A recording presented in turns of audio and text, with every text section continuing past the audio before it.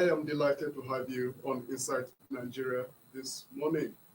My job is to keep you well informed about the happenings around you by reading the major stories from 5 different Nigerian newspapers. My name is Tion Joseph, and I'll begin today's show with Nigeria's most influential newspaper, the Leadership newspaper. On Leadership front page this morning, we have 2023 campaign, Atiku, Tinubu, Kwankwaso offer solutions to ailing economy. Full story can be found on page 4. Heading down there, the first bullet says, APC flag bearer targets 10% GDP growth.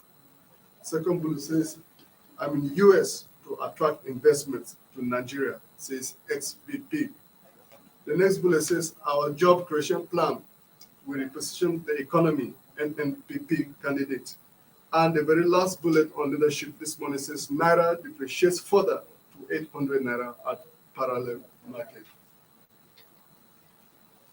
We will head on straight to the next Nigerian daily, which is The Guardian. The lead story on The Guardian this morning says, 2023, rift widens in Southwest over Afenifere's endorsement style. The first bullet says, conscience of Yoruba nation endorsed Tinubu, not Afenifere. Next bullet says, I remain Afenifere leader. We are backing Tinubu. Fosaranti insists. The next bullet says, Southwest students ask Adebanjo to set aside grudges, adopt Tinubu. Next bullet says, Tinubu woos private sector, promises double GDP if he wins. The very last bullet says, manifestos not enough, walk the talk, experts tell presidential candidates. That is what we'll be having from The Guardian. Let's move briskly on to THISDAY. This story on this day says, Tinubu will end fuel subsidy. Shetima will retire Atiku to Dubai. Declares former VP is a bottled water seller, not businessman. That is what we have on the front page of this day. Now we conclude with the Vanguard before we hand over to the studio for panel discussion. On the Vanguard this morning, we have how our fight insecurity boosts economy by Tinubu. First bullet says, Kwankwaso presents 160-page manifesto in Abuja. The next bullet says, Tinubu targets double-digit GDP growth, vows to recruit more men into security services, as we must produce and buy Nigerian. Next bullet says, out of school children problem over in 4 years, says Kwankwaso, to make JAMB, WAEC registrations free. Recruits 750,000 into military. Raise police strength to 1 million. And the very last bullet says, candidates must walk the talk. Manifestos not enough. OPS. Thank you, viewers, for staying tuned for the first part of the show. We will now head on to the second part of the show. But I'll be back again tomorrow 10 a.m. for your headlines. My name is Tion Joseph. Stay tuned for the next part of the show.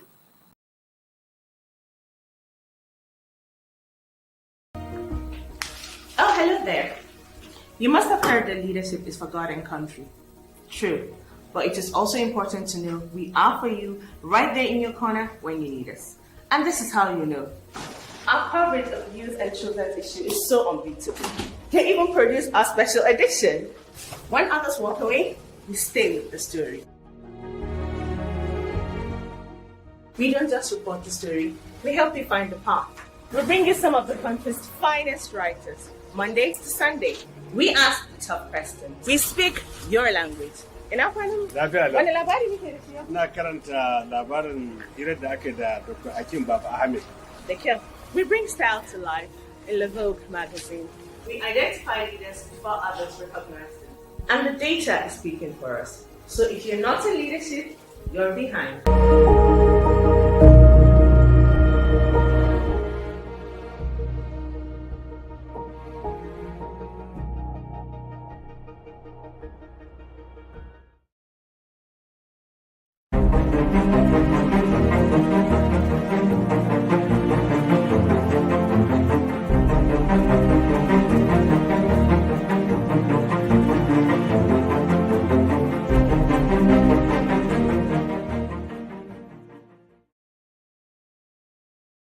Inside Nigeria, keeping you informed on what matters.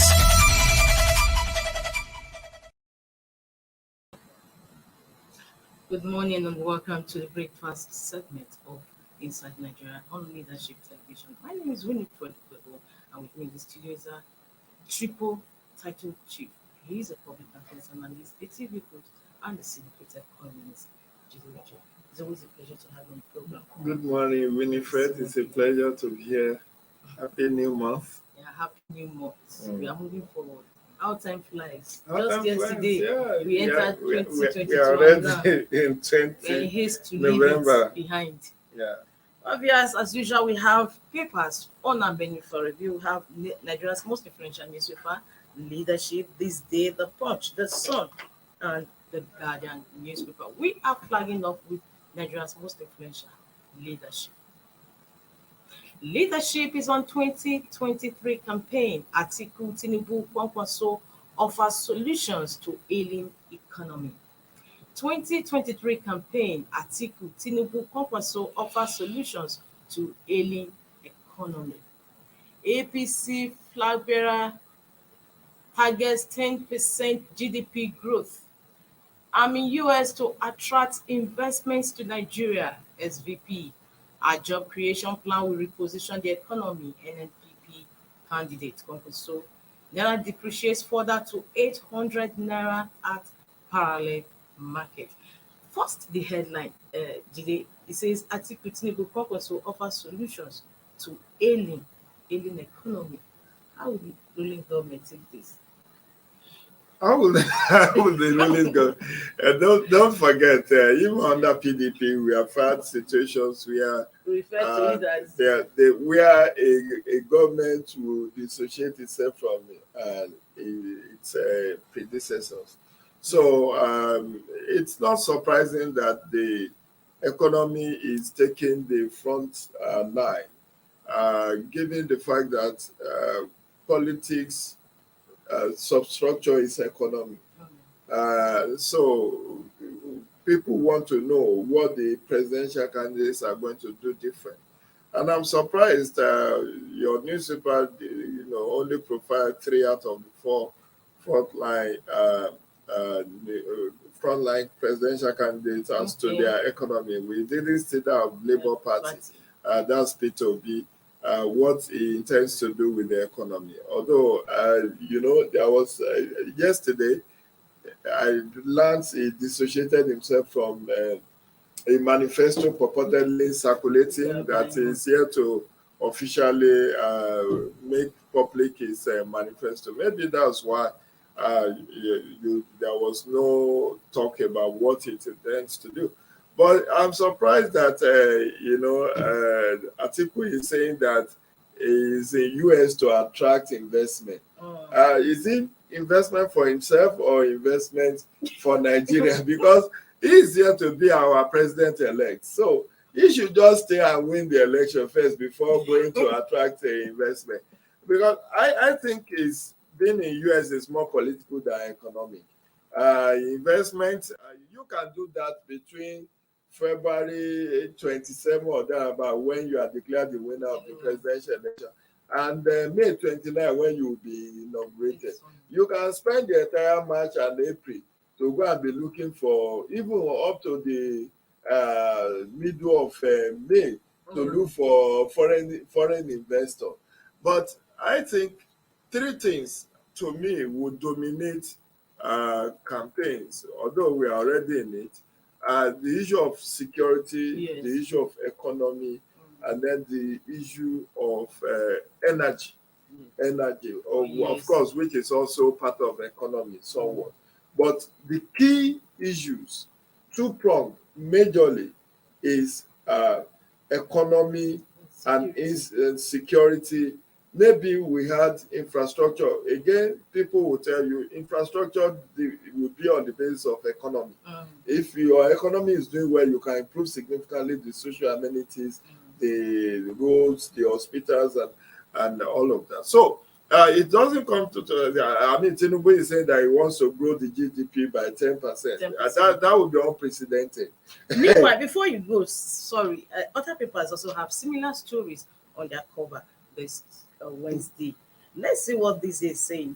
This day says Tinubu, I will end fuel subsidy.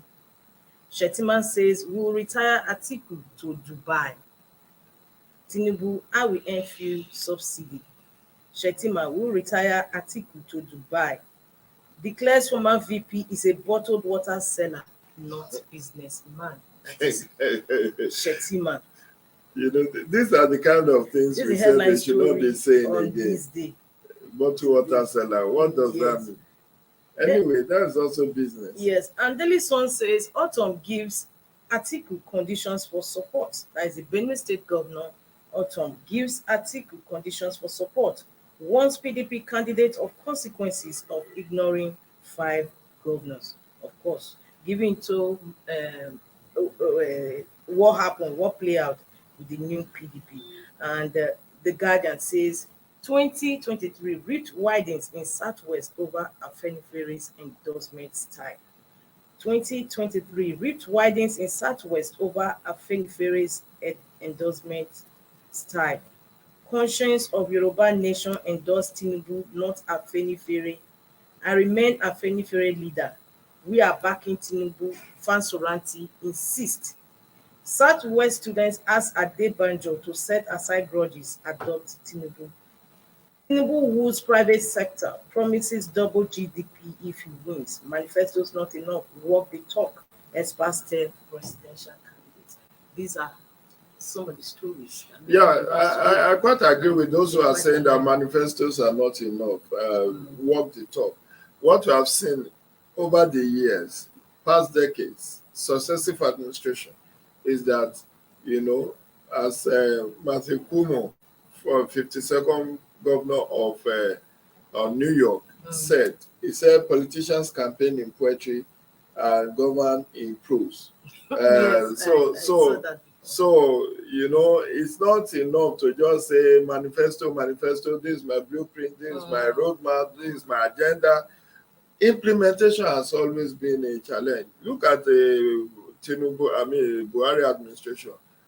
Three key agenda in 2015: security, economy, and fight against corruption. On which of the 3 can you say is scored very high? You know, so you know, talk is cheap. So, and this issue of endorsement of Tinubu by Afenifere, I really don't know why there is an heavy weather about this endorsement. He can't for nothing. The endorsement of Afenifere does not. Afenifere cannot dictate to Jide Ojowu to vote for. Likewise, many other Yorubas. Yes, and every other ethnic group. I don't know. So why? What is all this Adebanjo versus Fasoranti?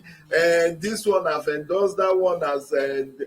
Where does that help? What does that bring to your electoral value? How many? Let them tell us the membership list of Afenifere in the Southwest.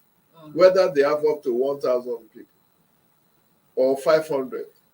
So these are just. Then you have the Afenifere, you have Yoruba Council of Elders, you have all these other Odua People's Congress and all of that.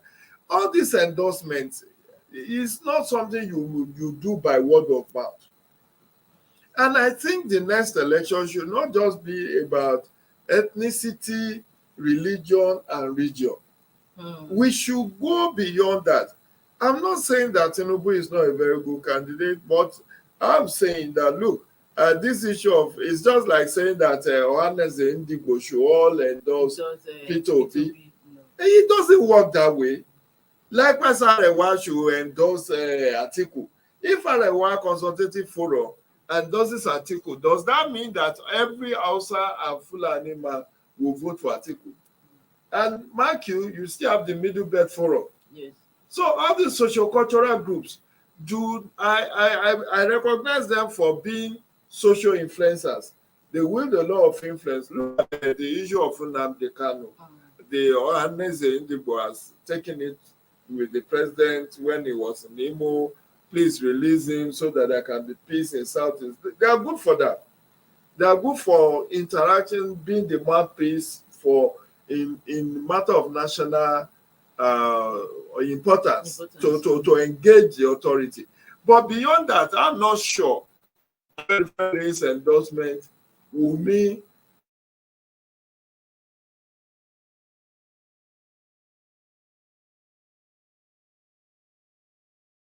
that other people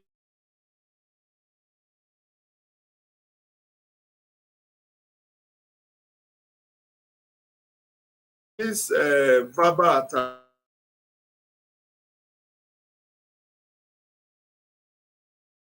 Fatima be referred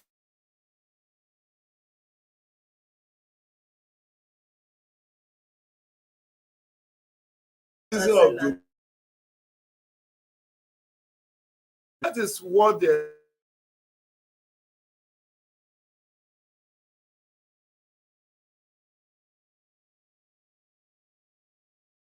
there should be no name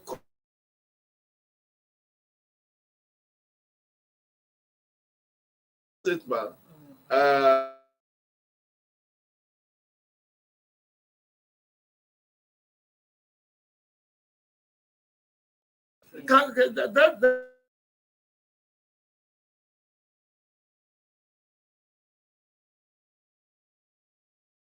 seller.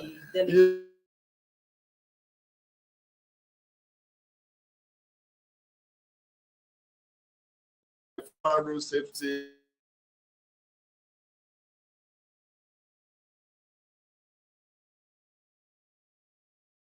From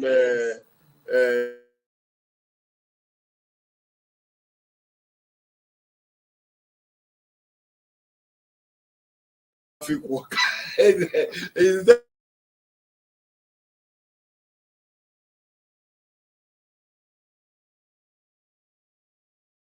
because it's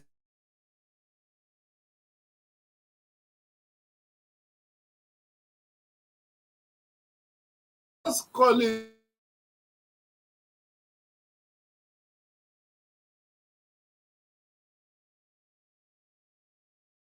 yeah.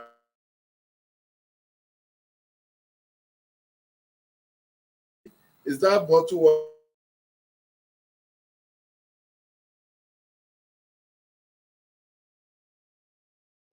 that bottle water? Be calling a dog a bad name in order to hang it. Let's be civil.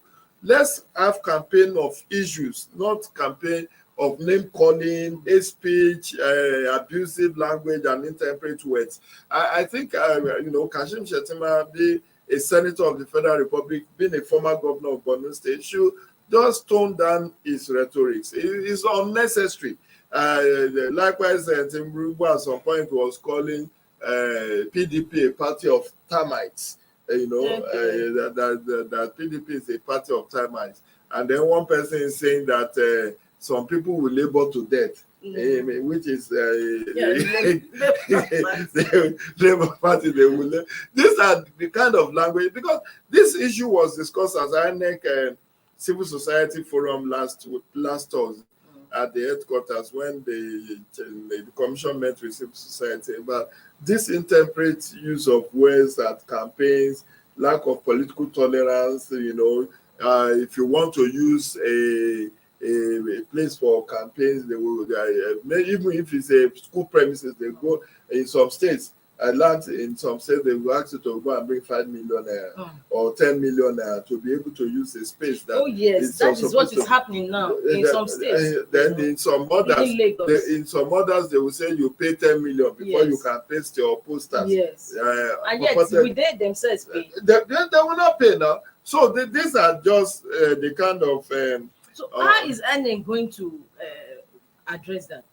Well, INEC has sought the support of the security agencies and then, of course, the National Broadcasting Commission did also do induction, one-day induction at, what's the name of this Air Force center?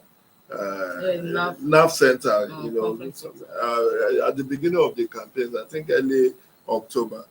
To educate the media practitioners on conflict-sensitive reportage, because we are the one that usually will report to the wider public about this issue, and we should not join politicians in their rhetoric. So that's why I think this day should not have even done it with a front page. That kind of, even if he said it it should not be a front page news that I will tell you to Dubai. Is he a citizen of Dubai? He is free to stay. People have regular and irregular migration. That still doesn't strip them of their citizenship of the country that the land of their birth. No, but beyond saying don't do this, don't do that, how is INEC proposing to address that? Because the situation whereby a sitting governor in place will say, no, we don't want opposition to use this. So will you now go and break these? The electoral at Winifred, the electoral is very clear, and he has given duty bearers responsibility for enforcement of certain provisions of the campaign. For instance, it gives the Commissioner of Police the power to help in the coordination of campaigns, so that two political parties or candidates do not campaign within the same vicinity, so as to warrant clash of their members. And you saw what happened. How would the CP intervene in a situation whereby maybe the governor gives a clear order that maybe stadium or event should not be used?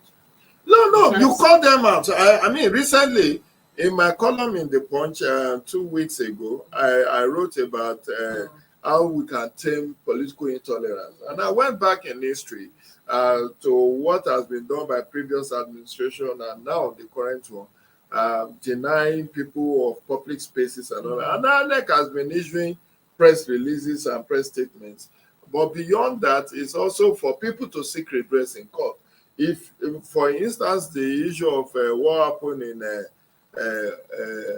Kaduna, where PDP was denied the use of San Abacha Stadium, and they have to make do with Ranchers Bay Stadium. And they were even attacked. And they were still attacked. You know, the INEC condemned it, and of course, some of these issues are something that either you seek court pronouncement, you go to court to seek redress. But because the court process is very tedious, the elections would have been won. Even if the court now say they award you damages, you have already won or lost the election. So we will just continue to appeal. Recall that for the very first time since 2015, the National Peace Committee actually got all the political parties and their party chairmen to sign peace accord on the, I think, 29th or 30th of September. They signed this peace accord, but you see, they always observe these things in breach. We should not in 21st century be hearing of attack of political opponents and denying opponents or political opposition parties access to public facilities.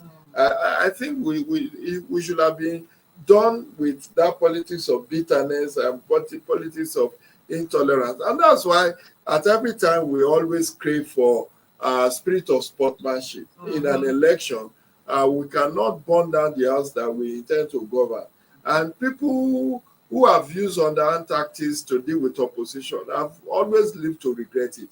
I recall that in time past, sometimes even this administration, Buhari was denied opportunity to campaign in some places, but that still didn't make him not to win. And when he now won, how will you be viewing, somebody you have done so much to demarket or to, and so people should always remember that the judgment of history is very, very important. And of course, there are different duty bearers from the police, to INEC, to the court, to even the media. Media can call out. I recall I was part of those who had the opportunity to advocate for the immediate withdrawal of the statement by Zamfara State government, shutting down 5 media houses last month. I was privileged. When that news broke, I was privileged to have been invited to AIT and later in that same day, NTA, to discuss that issue. And on those 2 platforms, incidentally, I was on the same platform with the Zamfara State Commissioner of Information. So we were like, in fact, on the NTA that night, it almost ended up in altercation. In fist- Yeah, in altercation, because I joined virtually and he was also joined virtually from. Of course, But he was speaking, defending the indefensible, that there is no absolute freedom for press.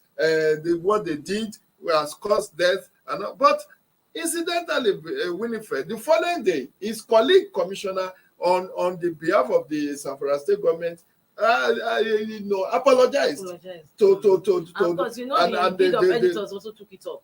Of course, NUJ took it up, Guild of Editors, but more importantly, the Nigerian Broadcasting Commission took it up and even said that the governor should withdraw that order and apologize. And they did have to apologize. So what I'm saying is that tells you the powerful role of the media. That media can also call out those who are not doing well, like we are doing now, saying that, look, you need to tone down your rhetoric.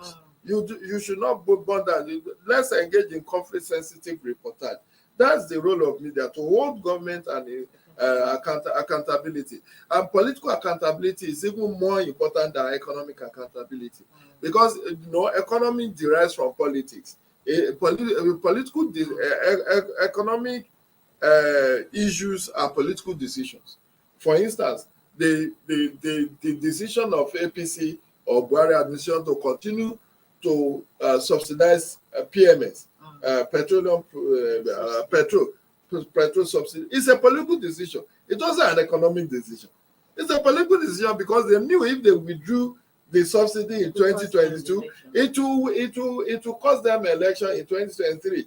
You get, because by the time already I hear some of my friends saying in their state price of PMS is now 240, they bought for 200.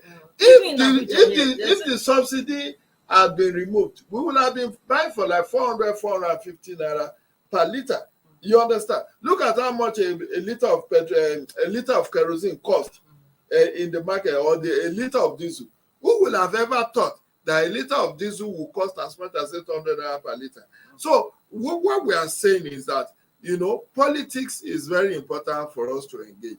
And as a media practitioner, we need to call out those who are not doing well, those who are trying to destabilize the polity, who are not sensitive to the mood of the nation. We need to call them out. It's not just everything you take to court to seek redress. Sometimes calling people out and naming and shaming can also do the magic. And that's why I gave the instance of the Zamfara, state government, banning or shutting down 5 media houses, and the way National Broadcasting Commission, the Guild of Editors, and the civil society rose in defense of the media, and they got the state government to rescind that decision. But coming to issue of holding political officers accountable, the reason why I was away from this desk for a couple of weeks was because I was engaged in building capacity of civil society organizations to hold newly elected governor of Osun and Ekiti states to account to their campaign promises. If you read my column last week, I don't know whether I shared it with you. I talked about how to ensure political accountability, which means how to track campaign promises. Yes, I was just coming to that because you sent forward me your column last week, and I was going to ask you, and I was coming to that. No, rhetorics, campaigns are already here, and politicians are already selling their goods, what they are going to do. Now, how will you? Because getting there is another ballgame altogether. We've had successive governors telling us what they are going to do and what not, and at the end of the day, it's not what we see. So how do the electorate discern now, know who is right and who is not? Which is why we need to follow through with the campaigns. Even on my program on ITV this morning, I did advocate for that. That look, it's not enough to just say. But they could campaign at the end of the day, and they are not following through. No. You see, let's separate the wheat from the chaff. Right now, what the media is extracting is the manifesto of this people, isn't it? When Tinubu is saying, I will grow the economy by double digits, I will grow the GDP double digits. And one is saying, I'm in US to attract foreign investors. and then Kwakwaso saying, I will give free job and free, not necessarily free education. He said, WAEC and JAM and NECO will be free. That is his way of, incentivize and, that's what he considers. He's campaigning with restructuring too. Yeah. Let's see that on this day, Mr.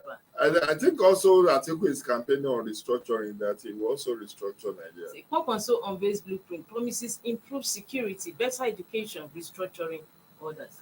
Well, restructuring. Yeah. Many of these political candidates have always campaigned with restructuring. Even President Muhammadu Buhari campaigned with restructuring. Getting to power, he said he never said so. He never believed. Which is why, arising from my part of my work in civil society, we are now, what they call tracking of campaign promises of politicians. I was involved in building capacity a couple of weeks ago in Osun and Ekiti State.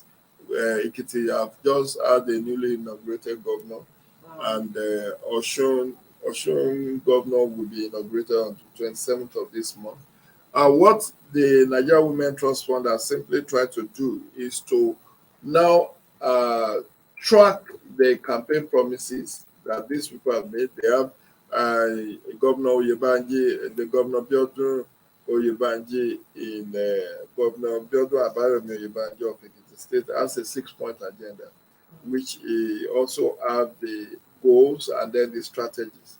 All of these were extracted, analyzed, and we looked at it from gender perspective to say how will the implementation of this 6-point agenda impact on women, impact of persons with disabilities, impact on men, so that it's not just about implementing. And what are those things you need to watch out for in the implementation of this agenda? You look at the appointments, you look at the policies, you look at the programs, you look at the legislations, you look at the projects that these people are going to initiate. These 5 things are key, because you cannot say, okay, like Kwakwaso that is talking about restructuring and everything. You cannot have restructuring without alteration of the constitution. Exactly. So if you say you want restructuring and you fail to send the requisite executive bill to the National Assembly to amend or to alter the constitution, then you are not sincere. So what we have done at that level of civil society is now that we will now do a scorecard. This scorecard will be looking at your policies, your programs, your projects, your legislations, your appointments, and be tracking it. So we look at what has been achieved in 6 months, in 1 year, what is ongoing.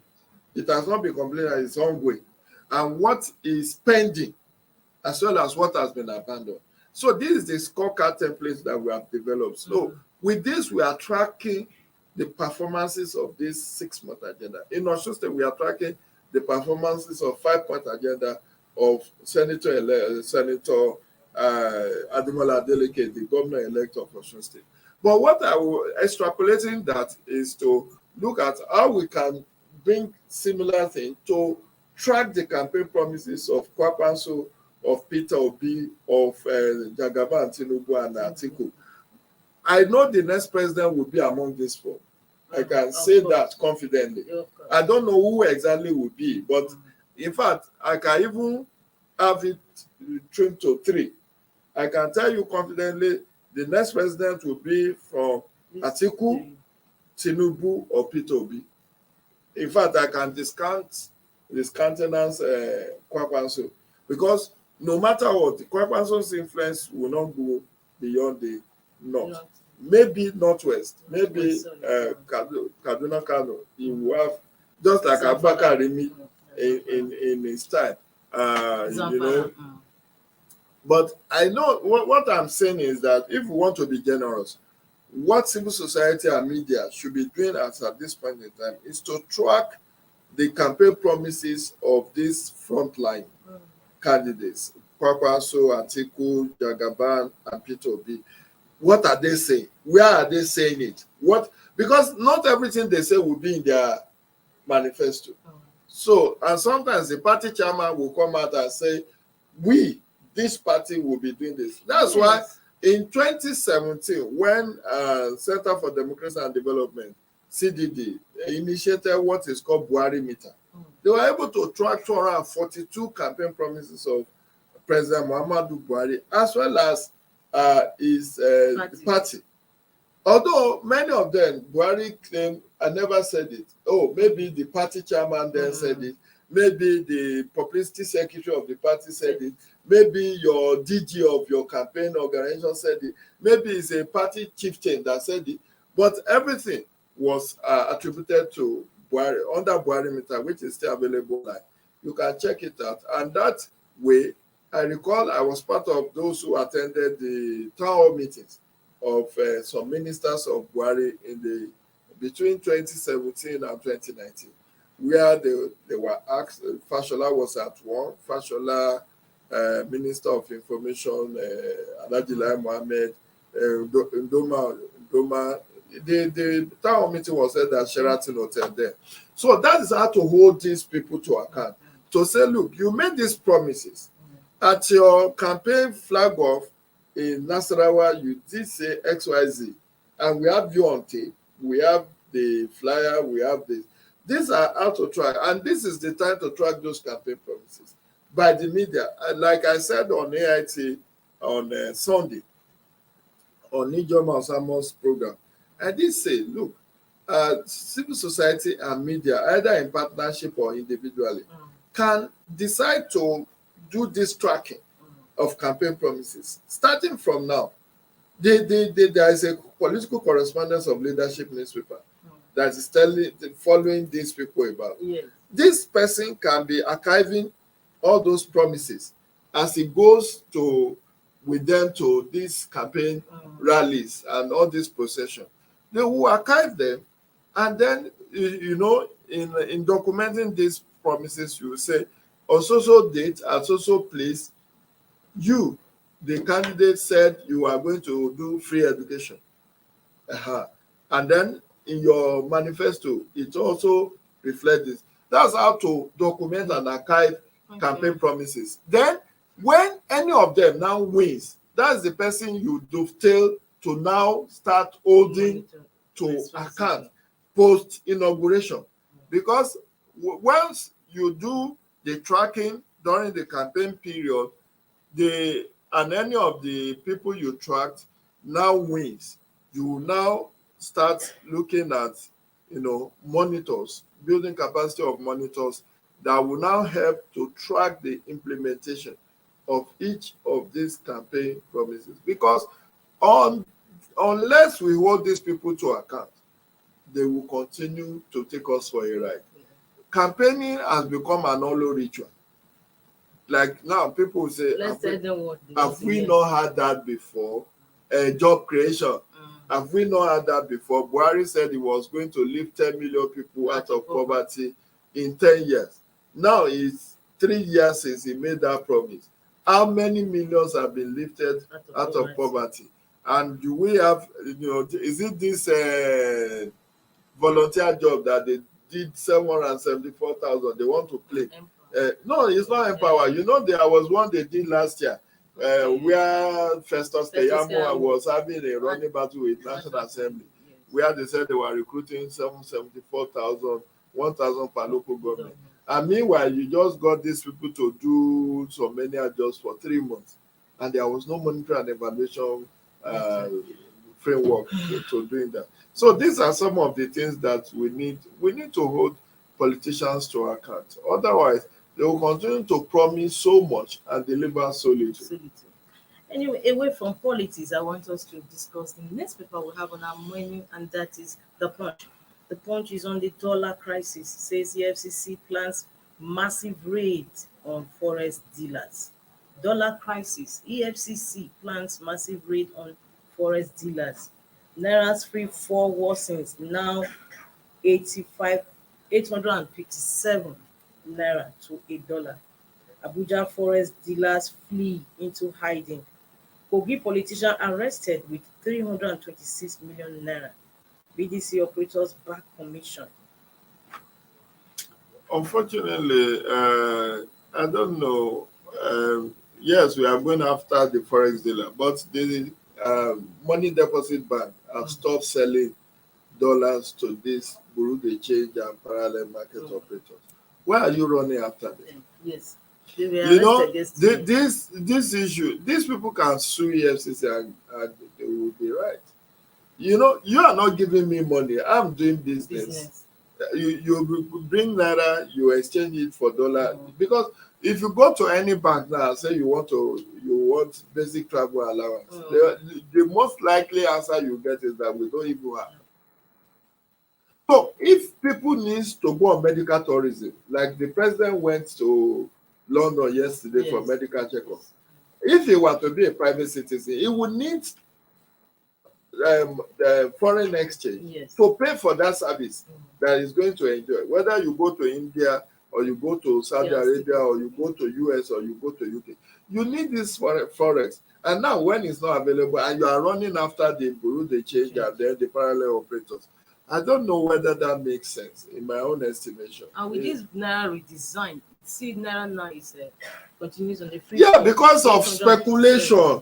You know, I was on Radio Nigeria Network, Politics Nationwide yesterday morning, and part of what we was to discuss the economic and political implications of this redesigned Naira notes. And my own take is that, well, if you do the right thing at the wrong time, definitely it will not achieve the desired result. And what is the level of enlightenment that rather we have had controversies around the Minister of Budget and National Planning say, we were not consulted, we didn't know about this.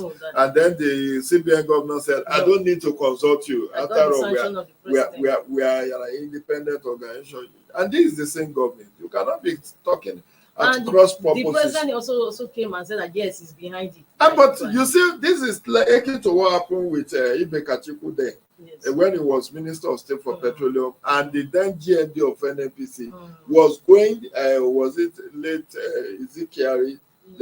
No, Mele Kyari is the one there. Yes. Then the NNPC GMD was going to the president without the knowledge of the Minister of State for Petroleum, and then he says, oh, you know what? The Petroleum Industry Act did not give any role to Minister of State. It says the Minister of Petroleum Reserve, and the president is the Minister of Petroleum.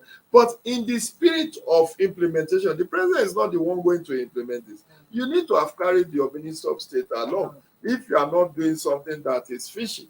And that's, of course, and nobody was surprised that Ibe Kachuku never made it back into the cabinet of President Buhari after that of years with the then GMD.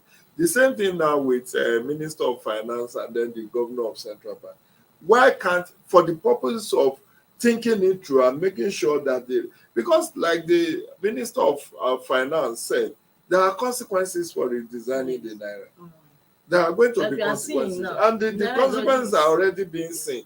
Look at the run on the Naira, the exchange rate, the devaluation, and then the loss of confidence in the stock exchange.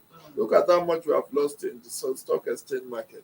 So I think unfortunately, I don't know. We have economic advisory committee. Yes, but the ones that we see so far, analysts are hailing the move. How is it a right move? I'm not saying, there are two sides to every coin. Some are hailing the move, but the real implement. I've asked this question. Let me put it across. For instance, yes, it may be a way to address insecurity because people pay ransom. But if I may chip in, most like that Kaduna Abuja train who stayed, one of them, who in fact one of my guests said one of them, the hostages, was a relative, and that they paid their ransom in dollars. Imagine. They have to even ask them in dollars. Yes, that they demanded. So when you are also up to the game. Yeah, that's what I'm saying. So then you are saying that you want to use it to curb insecurity, and the people are counterfeiting it. And the people that desirous of having their relatives back, can we even ask CBN what's the cost implication of redesigning the naira? Exactly. And where did the Where we budget don't have money. is?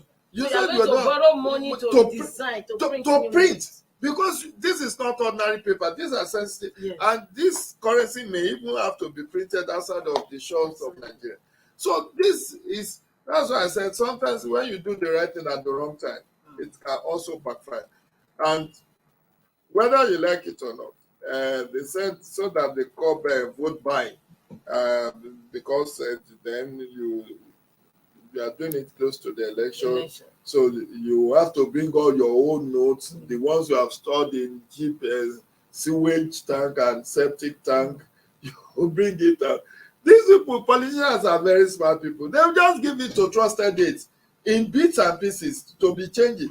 Or they can even call in a bank manager and say, look, I have 20 what happened million. during the primaries. Most of these politicians, they bought delegates in dollars, in currencies. Most of these politicians keep So money they don't even keep money in naira again because it's not like Zimbabwe dollar of phone. So what they have mostly stockpiled is not even naira. Yes. It's dollars.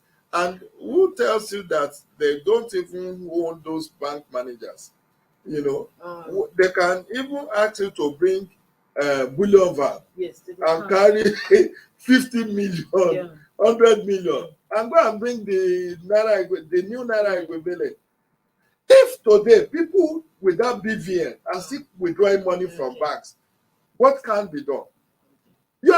Who has little or nothing in the banks are the ones the banks will be frustrated. And you have not done your BVN, you have not updated your account. Yes. These people that are breaking the laws, you will be the one to go and meet. Is it Tinubu you go and queue at the bank to say he wants to exchange old naira when people are bringing bullion to his house? Not just one or two to his house on it. So these people know how to circumvent the law.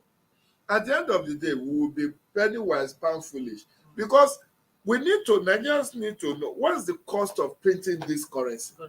We say we don't have money, but you cannot, even assuming without considering that this currency will even be printed in Nigeria. It's not CBN that prints money. Yes. CBN is like somebody who awards a contract. Yes. The agency that will print the money is Nigeria Security and Printing and Minting, which is an independent organization that you have to pay for its services, because the printing and minting also print sensitive documents for INEC, for banks, all those anything sensitive documents like NYC certificate, schools graduation certificate. Many of them are printed with Nigeria Printing and Minting.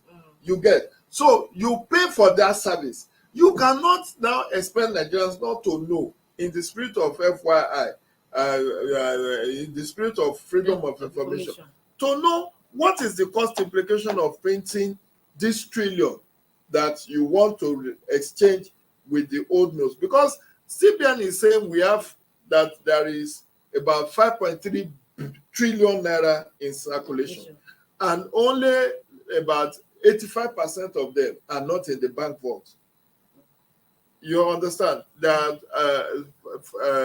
out of those trillion, 85% of those trillion are not in bank vault, which means they are in septic tanks, they are in overhead tanks somewhere, they are in safe-proof, fireproof.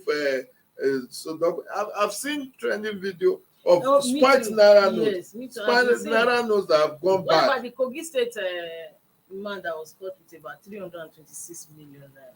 So what I'm saying is that, and then you look at 26 million naira. You also look at the time.